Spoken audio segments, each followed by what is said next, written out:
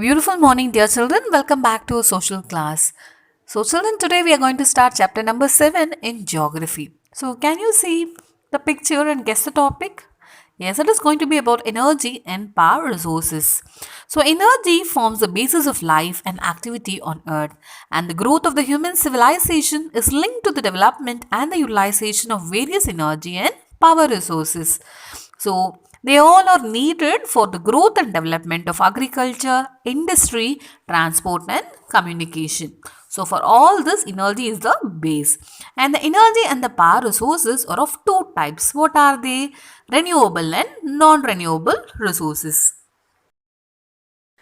So, the natural resources are divided into two categories, which I already told you, renewable and non renewable.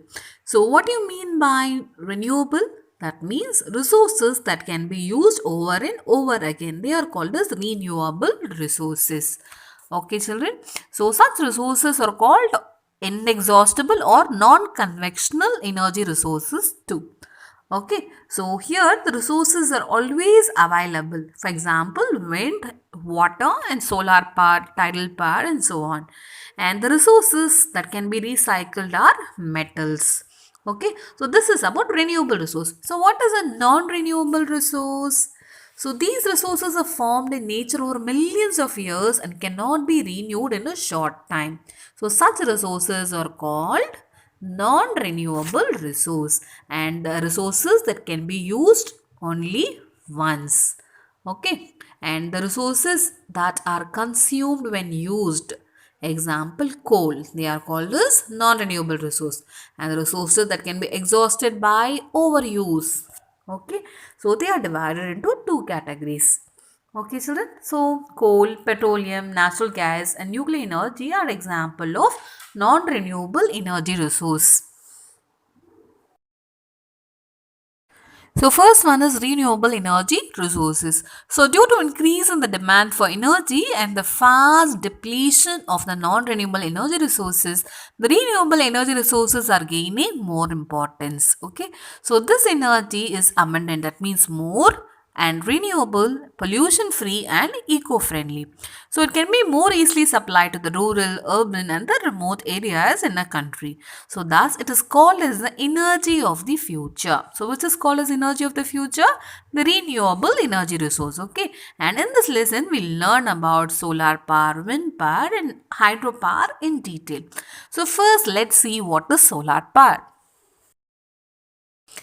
So, the sun is an inexhaustible source of energy, and it is estimated that the insolation, what is insolation? We have already learned in the previous chapter. Yes, the amount of solar radiation. Okay, so it is received by the earth in 1 hour is almost equal to the total energy consumption of the world in 1 year.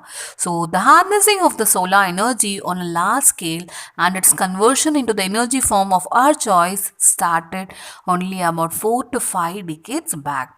So, the scientists are trying to develop methods to collect sunlight and convert it into the form of energy which we can use easily. So, that is called as harnessing. So, what are the methods of harnessing the solar energy? So, different methods are used to harness the solar energy, and some of them are the solar photovoltaic cells, and the solar thermal appliance, and the solar power plants.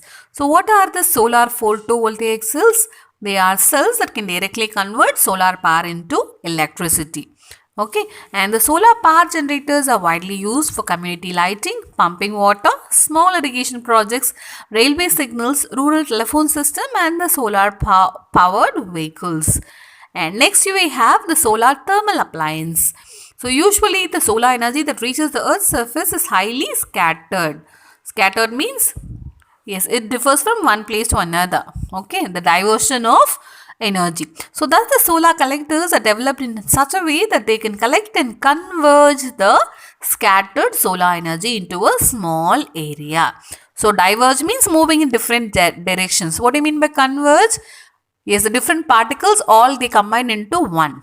Okay, so these solar collectors are fitted in solar cookers and solar water heaters.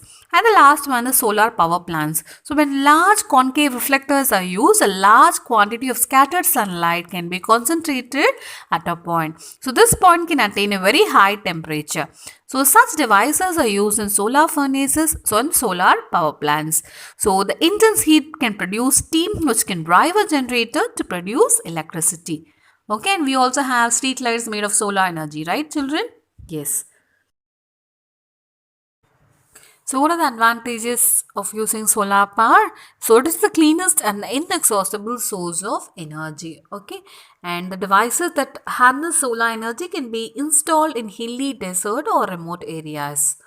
Okay, children, and in sunny countries, the solar power can be used where there is no easy way to get electricity in a remote place. That's what I told you.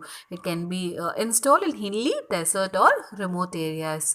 So, handy for low power uses such as solar power, powered garden lights and battery chargers, or for helping your home energy bills, we can use this solar power. So, these are all the advantages of the solar power energy.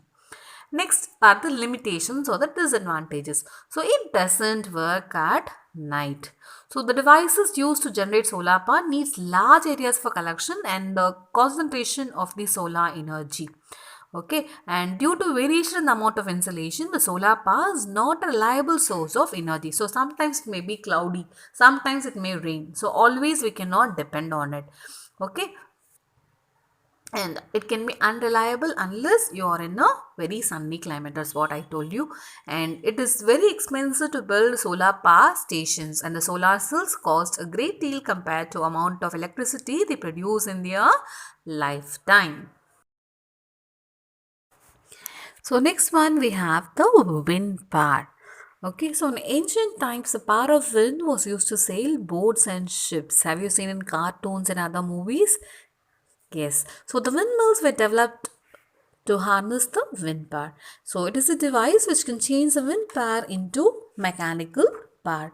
So in the past, windmills were used to grind grains and to drive pumps to lift water. So nowadays, windmills are installed in large number in areas where the wind velocity is high, and such as in hilly regions and the coastal areas. So an area with a large number of windmills is called as a wind farm. So a windmill can be used to run wind turbines to generate electricity. So the expense to install a windmill is only high at the initial stage. Thereafter, it can provide power for about 20 years absolutely free of cost.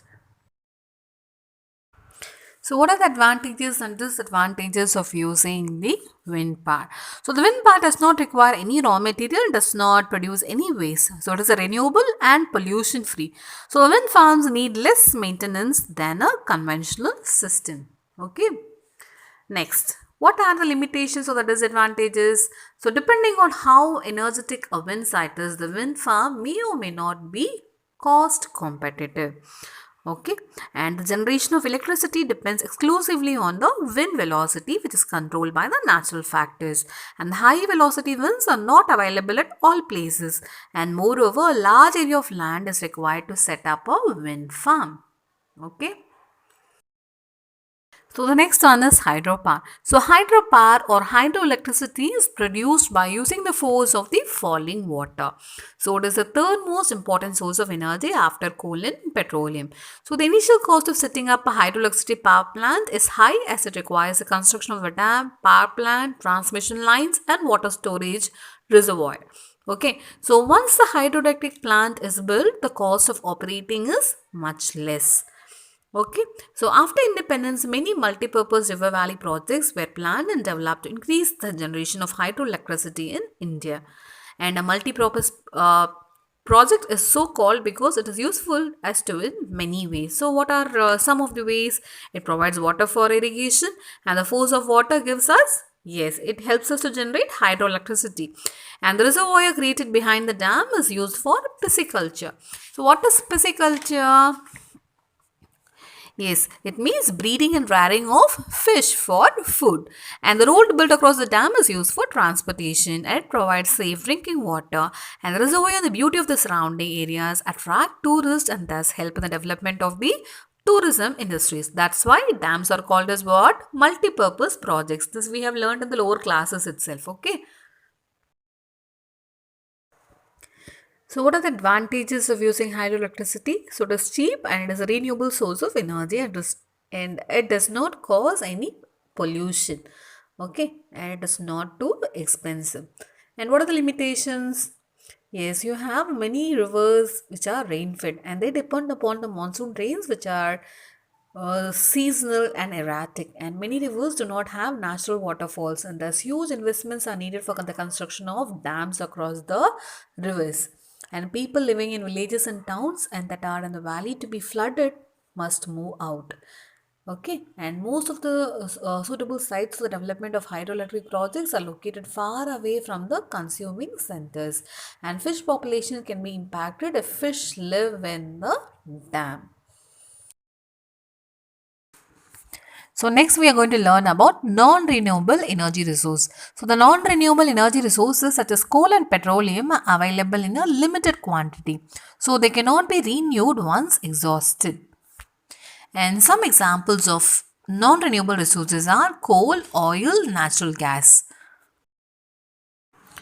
So next one is coal. So coal was the basis for the industrial revolution in Europe, and this is the most abundant source of power, and it occurs in layers of varying thickness in the sedimentary rocks. And you all know the four varieties of coal. It is peat, lignite, bituminous and anthracite.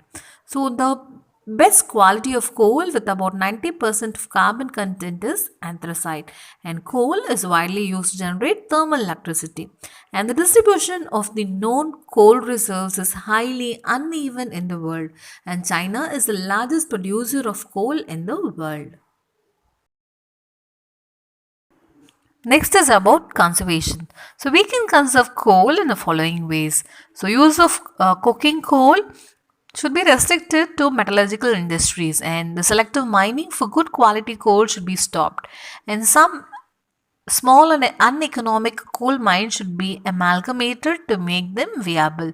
So use of renewable sources of energy should be encouraged, and low grade coal should be washed to remove the impurities. So next one is petroleum. So petroleum mineral oil is derived from the organic materials trapped in the layers of the sedimentary rocks. So important oil fields of the world are located along the margins of the Yangful Mountains, in the coastal areas and in the offshore regions. So the distribution of petrol is highly uneven in the world, and it has a great importance in the economy. Okay, and a variety of products like petrol, diesel, kerosene, wax, plastics and lubricants are obtained by refining the crude mineral oil. So other byproducts include raw materials for chemical fertilizers, synthetic fibers and drugs. So that's why we call petrol as black gold.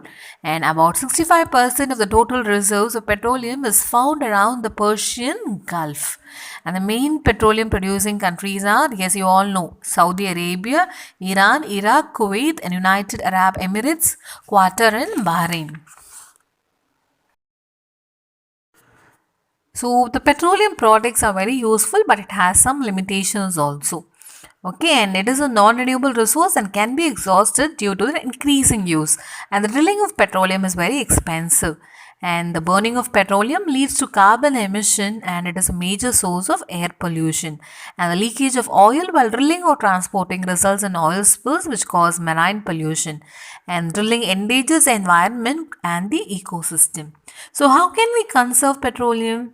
By the refining techniques. Okay, it should be developed to make best use of all the crude oil fractions, including gas. And the economic exploitation of the oil shales and the tar sands should be encouraged. And the amount of petrol consumption can be reduced by the development of better forms of transport which uses less oil. Next, the pipeline should be used for the transportation of oil, gas, and other refined products at it requires less fuel. And the use of solar, wind, hydel, and geothermal power should be encouraged. And the equipment using petroleum as source of energy should be properly maintained to reduce oil wastage. So children, in this lesson we have seen in detail about the energy resources. So under energy and power resources we saw about renewable and non-renewable energy resource. So if you have any doubts you can ask in the classroom. Okay, thank you children. Have a nice day.